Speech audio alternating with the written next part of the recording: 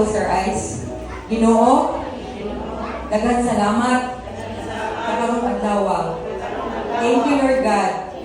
Nadugan ako ang pulong na imong gipadala ng bugtong na anak na si Yesu Cristo para mamatay sa krus, para ako mapasaylo sa akong sala.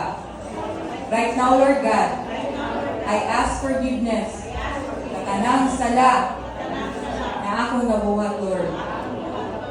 I thank you, Lord, for giving me the forgiveness. I receive your Son, Jesus Christ, as my Lord and my Savior. Ayaw kalimot, Lord, na isulat akong pangalan in the book of life. In Jesus' name I pray.